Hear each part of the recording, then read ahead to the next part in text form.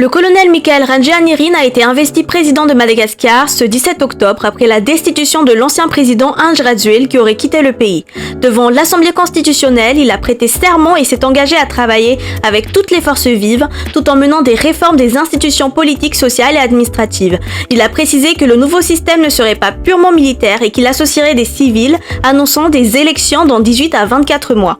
À l'international, la communauté mondiale a réagi avec prudence. L'Union africaine a condamné toute prise de pouvoir anticonstitutionnelle et a suspendu Madagascar de ses instances, tandis que l'ONU, la SADC et la Commission de l'océan Indien appellent au retour à l'ordre constitutionnel et au dialogue national. La France et l'Union européenne insistent sur la stabilité et la tenue rapide d'élections. La cérémonie, organisée à la Haute Cour constitutionnelle, visait à renforcer la légitimité symbolique et constitutionnelle du nouveau pouvoir.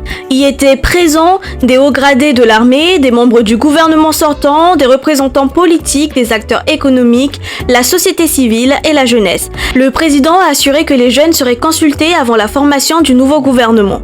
Plusieurs diplomates étrangers étaient également sur place, dont ceux des États-Unis, de l'Union européenne, de la France, de la Chine, du Japon et de la Russie. L'Union européenne a appelé à un dialogue inclusif pour renouer avec les valeurs démocratiques.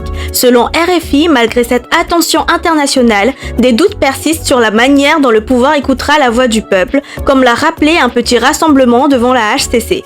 La présidence a également décidé de revenir à l'ancienne devise nationale, Fitia vana Tanja zana Fanjusun, en attendant une révision constitutionnelle qui pourrait adopter Tanja zana Firensakin Fanoren.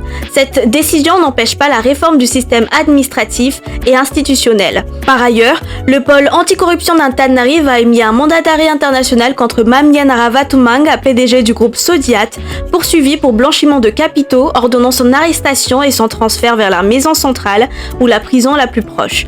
Enfin, le comité de coordination de la lutte prévoit une grande célébration le 18 octobre sur la place du 13 mai, diffusée à travers Madagascar et à l'international pour rassembler la diaspora, marquant la première étape de la transition et le début de mouvements de reconstruction de Madagascar.